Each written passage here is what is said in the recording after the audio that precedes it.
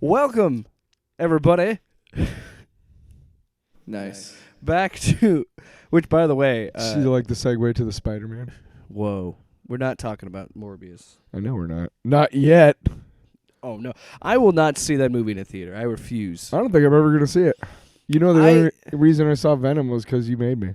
Yeah, I've seen all the spoilers for it, so I don't need to see it. But that's not what we're talking about today. Today, we just watched the second episode of Moon Knight.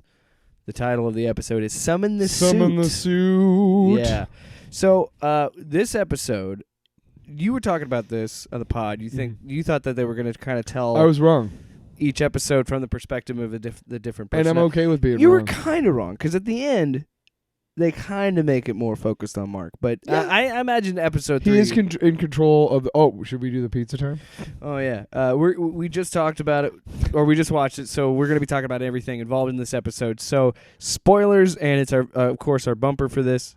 Pizza time. I love that shit. One last time. Stop listening, stop watching, go do something else. Go watch the episode and then come back, because... Pizza time. That's it. I had to say that. Hey, that's the reality. Let's get into it. Losing recipes. Loser recipes. Okay. Michael Irvin, national treasure. Damn right. So, Tyler, let's get into it. Okay. And don't look at my pale legs. You should wear pants for these. I probably should have put some pants on. Hey, man, it's 10 in the morning. Yeah, we got up early, watched it, wanted to get this video out. So let's talk about episode 2, Summon the Suit. You and I both really liked the first episode. Mm-hmm. I love the slow burn approach to this. And I am a little worried because there are 6 episodes. Right. And I've talked about this. Like, they're really going to have to ramp this up here in the second half. Yeah. But what did you think of episode 2? Well, I along that note, they gave us a hell of a lot more info. A lot more exposition in this episode, yeah. for sure. And good thing they're not doing it, the lame way, which is like, hey, guess what happens? Well, let's have a montage. Why are we talking like this? Let's have a montage and just like have like in Justice League, Yeah. This is what happened when the first time Steppenwolf came to Earth. I don't know why. It's just such a fun accent to talk in, isn't it? Yeah. Anyway, It's like a weird like Holly Hunter like yeah, a little bit down south. kind of. It feels down home, but also a lot of strength and empowerment. It's from the heart. I'm about to piss in your jar and tell you it's Something- Grandma's hey, sweet tea. Anyway. Something's got to give. Oh, it's Grandma's peach tea. Sorry, that was that. Why are we talking about that movie? We should be talking about Moon Knight.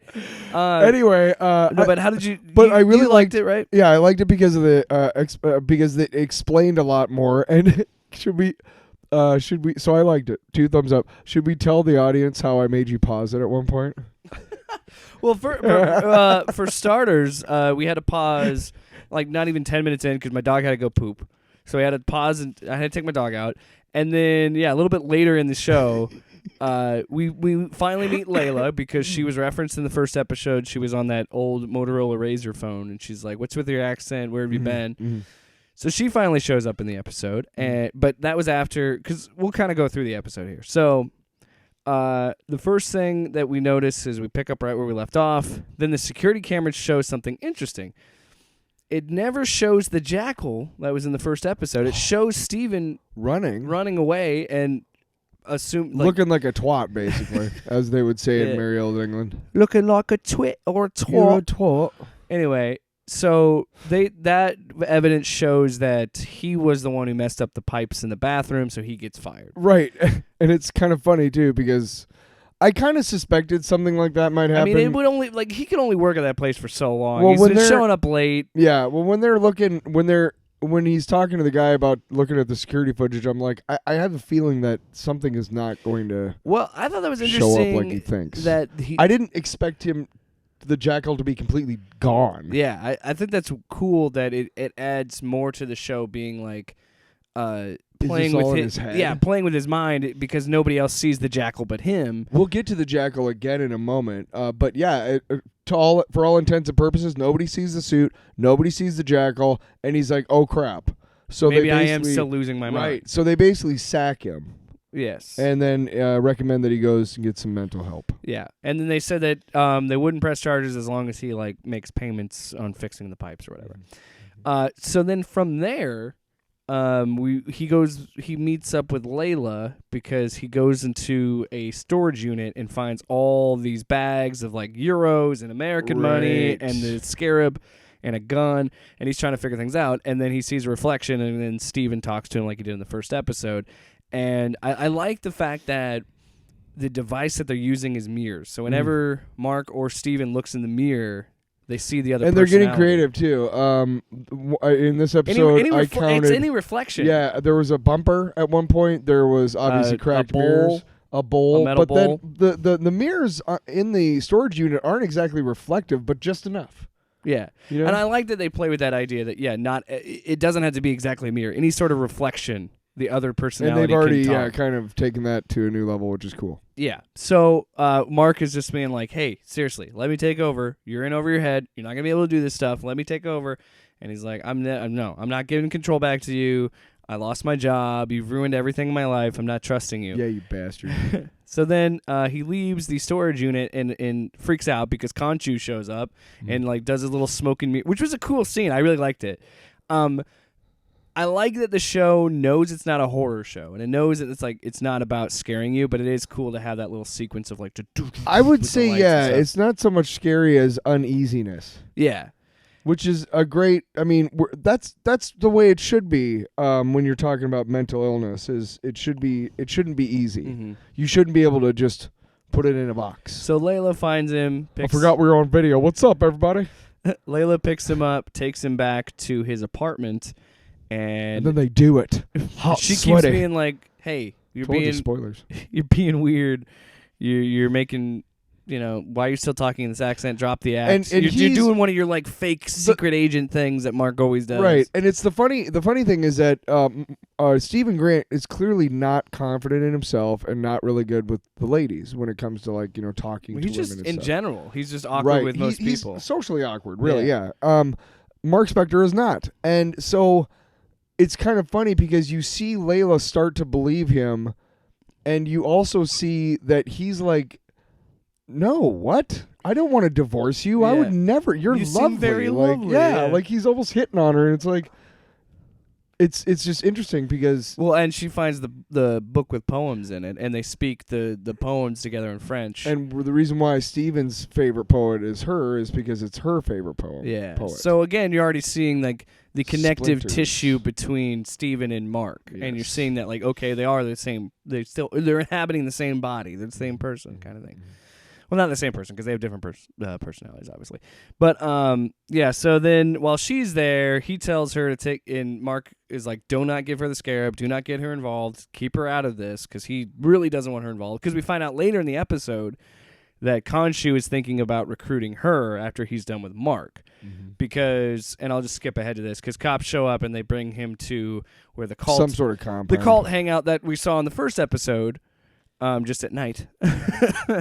And Haro takes him in, and Haro's just like, "Hey, man, we're not trying to do anything. Come in. This is a community. We can all come together." Very socialist. Very persuasive. Very like, oh, this is cool, yeah. Also, this is one thing that annoys me. And I know that's not what the show's trying to do, but it's like, really, guys, we introduced like this community that's like all about collectivism and like kind of like a socialist society, but they're evil people. It's like, come on, Hollywood. I know that's not what they're saying, but... Well, actually, no. In fact, it's the complete opposite because they're showing how beautiful and how wonderful something like that could be. With you know what I mean? Yeah, with the right people. But, okay, so in other words, you're like, well, this is a fantastic community. It's almost like a dream come true. It's almost too good to be true. So in that time of the So they're showing that socialism works, man. In the time of the apartment, we've got to talk about this. You made me pause the show. Now, keep in mind, this was only a couple minutes after I had to take my dog out to poop.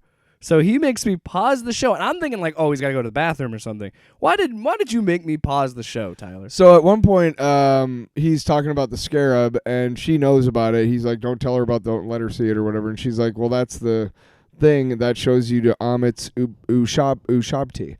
And since I am a huge fan of ancient Egyptian history, I love that shit. Which is so funny because I like Greek mythology more. So like if they made like a Greek mythology show, I'd be Hercules next summer, man. Hercules. You really think they're gonna bring in Hercules now? Yeah, it's gonna be I mean, Kevin Sorbo. Well, Zeus is in Love and Thunder, it's so gonna be Kevin Sorbo. oh fuck.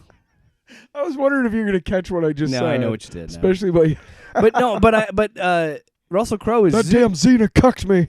Russell Crowe is going to be Zeus in Love and Thunder, so they're already starting to bring the gods. Eventually bring in Hercules in the Marvel stuff. But so in Ushabti are actually these little figurines. They're Lego sets. Yeah, they're minifigures. And then you know what? That's why Tyler likes them, because he's like Legos. Yes, they're. But okay, so here's. If you've looked at some of the things they found like they would bury these whole dioramas of like street scenes with these pharaohs. Yeah. And so it's great because people today can look and see like all of these different, and they were very detailed. Mm-hmm. So we could see what life in ancient Egypt was really like. Because they were put in their tombs with all their possessions now because of not quite their belief of the afterlife. And now that's not quite the same thing. The Ushabtis were these little representational figurines. Usually made of ivory, I think, that were carved and then buried with the pharaoh, and that was his soul, I believe. That was pieces of his soul or something like that. Oh, so they put like his soul in or something like that. Yeah. But it has to do with burial and death and things like that. I just remember you doing that. Sure enough. And I was just like, are you trying to freaking impress me, man? You're my, like, why do I care? What are you doing? So that's what I was trying to do. Why do you keep moving it on the camera? I was illustrating physically what I did mentally there. Oh. Hey, let me get in your face and tell me how smart I am. Jake, I know stuff. Hey, I don't know if you're aware of this, but I got a brain. It sounds like, never mind. Because we're going to get sidetracked if we go down that. But yeah, it was just really funny because then like we literally like the next 10 minutes actually had some important information about the show, and we caught it. But it was funny because we weren't really watching the show. He was giving me shit about that, and we were just having fun with it. It was really funny. So I keep forgetting we're video, so I'm like fiddling with my stuff. Yeah, stop playing with my headphones. So the kind of the main like exposition of this episode comes from Haro talking to Steven, explaining to, and he's even illustrating that like I know Khonshu's here, and he even. That was funny. Khonshu says, "I am justice." And he goes, "Let me guess." He's back there saying, "I am real justice." Is he saying that he's going to kill me? He's like, "Can you hear him?" No, I was his former avatar. Whoa. Which, if I remember correctly, that is true. That Haro was the first Moon Knight or whatever. That might be not the first, but he was a previous Moon Knight. Yeah, that's possible. I've actually never even seen that character in the comics. He's so obscure. We saw it in the storage unit, so now we know that the scarab is like a compass that leads to Amit's tomb. And Haro wants it because he thinks Amit is the actual god that believes in justice, because she stops evil before it starts. She roots it out before it happens, because Khonshu does it after the evil's already happened. Which is a compelling argument. See? But Steven's smart enough to immediately poke holes in it, because Mark is like, hey, don't, again, the reflection in the metal bowl, he's like, don't talk about Layla, don't tell him that she has it, but get out of here. Yeah. Let me take over. Haro's whole shtick and whatnot, his whole thing about like this is good because we root it out before it happens and da-da-da. And it's like it sounds a lot like a conservative talking point. You're like, on surface level, you're like, yeah. You know what I thought? And then you actually break it down even just a little bit, and then you're like, wait, you kill kids. Yeah, you could easily poke holes in it, because it's the same thing as Minority Report. It's the idea of like, you can't stop someone from doing the act, because then you're killing an innocent person. Yes. They're not guilty until they commit the act. Yes. And like, yeah, there's kind of a funny bit, which I do love about this show. It does have like that injected Marvel humor into it, but it isn't. It's done through Steven, and Steven does it in a funny way because he's already like this sheepish, like shy guy. So like he'll make like little jokes, subtle jokes in between. And he's like, call me crazy, but I don't want to kill kids, because he makes the point. It's like, if a kid is going to kill... draw the line. Yeah. Children murder. If a kid is going to kill someone in 30 years, do you kill them as a kid? And then it's like, that's not okay. You can't kill kids. So like, even... Yeah, it's a compelling argument, but then you apply even the ounce of critical thinking to it. You're like, no, No, that whole You shed a pinprick of light on it, and you're like, "Ooh, that's ugly." that defeats the whole justice system because the whole idea is innocent until proven like you can't just kill someone. Which is funny because the justice system totally works for conservatives. So what are they bitching about? Why do you always got to inject politics into stuff? I was talking about the. We're just trying to do a show. I was talking about the conservatives in the MCU. Come on. Come on. Jeez. You think Haro votes Republican? Come on. I don't know. Maybe. I don't know. I don't man. think he That's a votes, good to be question. honest with you. Yeah, I don't think he's on the rolls anywhere. Well, and he's living in London, so. Yeah, so he might. He probably voted for Boris Johnson. So then we see something interesting. So Haro summons another jackal because, Steven's like, no, I'm not doing this. Then Layla shows up, and he's like, hey, man, what the hell? So they try to escape. But here's the interesting part is when the jackal finally comes through, because you're thinking, like last episode, he'll be like, okay, take control. But he finally is like, no. And then the doors burst open, and nobody else can see, or rather... Yeah, just like the security Layla footage, cannot she can't see the jackal. Yeah, and it does some rather interesting physical... I'm going to be honest with you. I think that, yes, they were going to do this narratively anyway, but I also think this was a creative way for them to get around their budget and be like, hey, we could do a scene. We already wrote in the idea that nobody can see it but him. Why not just have somebody in green suits beat them up so we don't have to CGI in another jackal? But then we Which realized... honestly, you could probably just reuse assets. But anyway. No, we need to talk about Mr. Knight because at some point during this fight, so he gets thrown summons out the the window. suit, Right. but it's still Steven in control, so he summons what he thinks is the suit, which is the A Mr. suit. Knight. Suit. Yeah. And I'm actually, there's going to be a lot of fans that are going to be pissed about this. Because, no, it's not Mr. Knight. It's another way that the MCU has taken something from the comics and used it as a throwaway gag. Samuel Stearns, the leader in the Hulk. Throwaway. You know what? Guess what? We don't have it anymore. In Iron Man 3 that they... Well, that was a little more aggressive. No, see, that's bullshit because they rewrote their own history where they're like, well, see, he was the Mandarin, but it was for the... This is the real Mandarin. My point is that there's that Marvel, the MCU likes to take a lot of potentially world-shattering characters and events and use them as... Ragnarok was essentially Planet Hulk.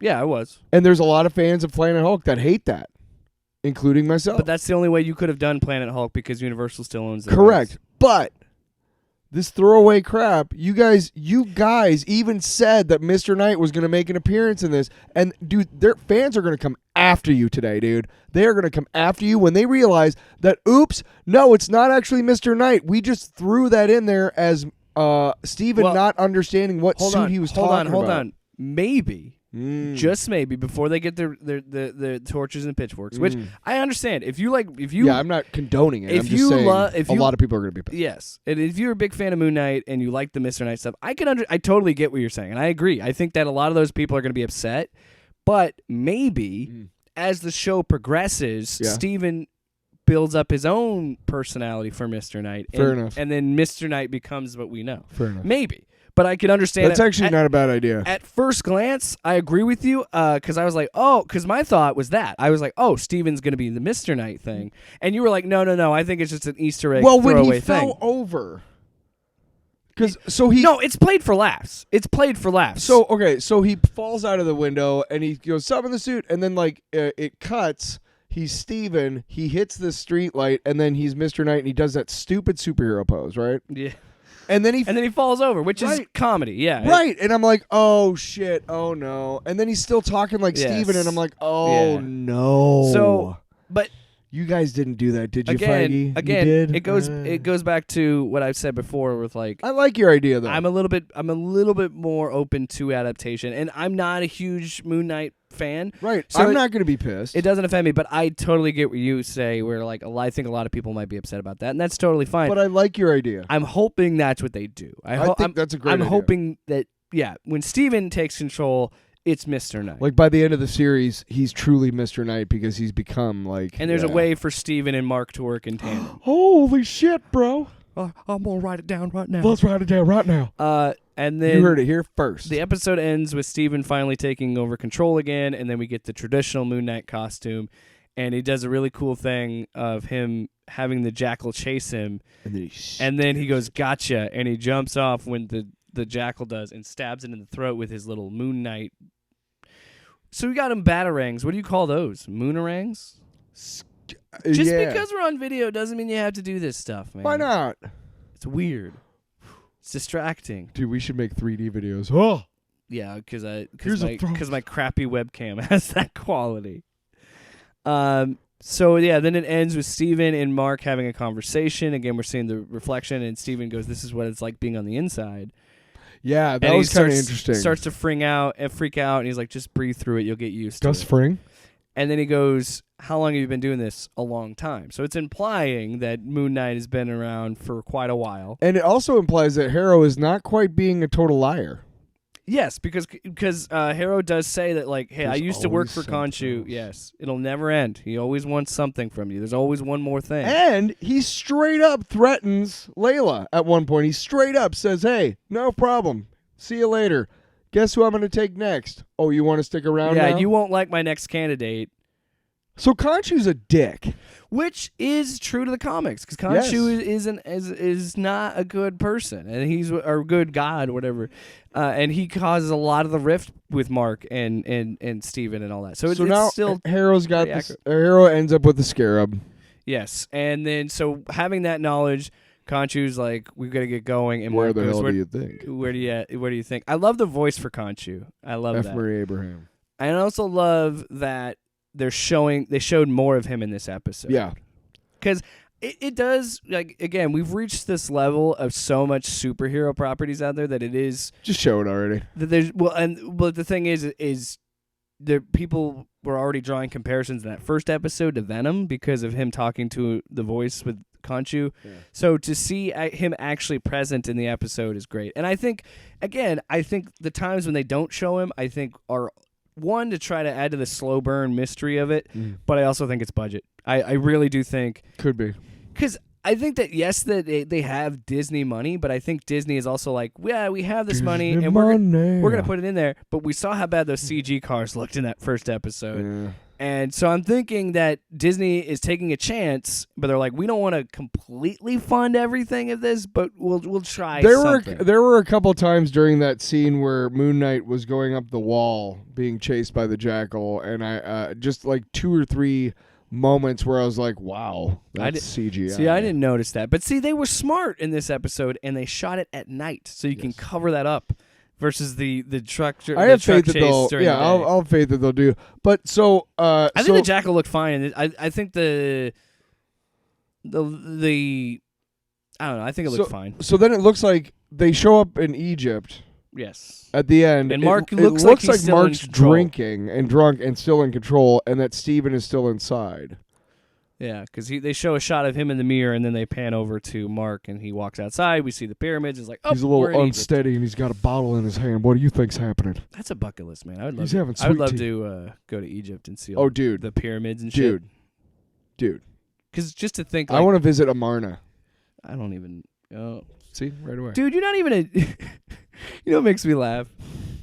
It's like it'd be different, and it's no. Look, if you're interested in like ancient cultures and shit like that, I'm not here to gatekeep that. But I just think it's funny. Are you sure? Because to me, it would make more sense if you were like Egyptian, but you're just you're just this random dude who's like, I love Egyptian shit. I'm the same way. I'm not Greek, but I'm I love. trying to- I think- I'm not Greek, but I love Greek mythology.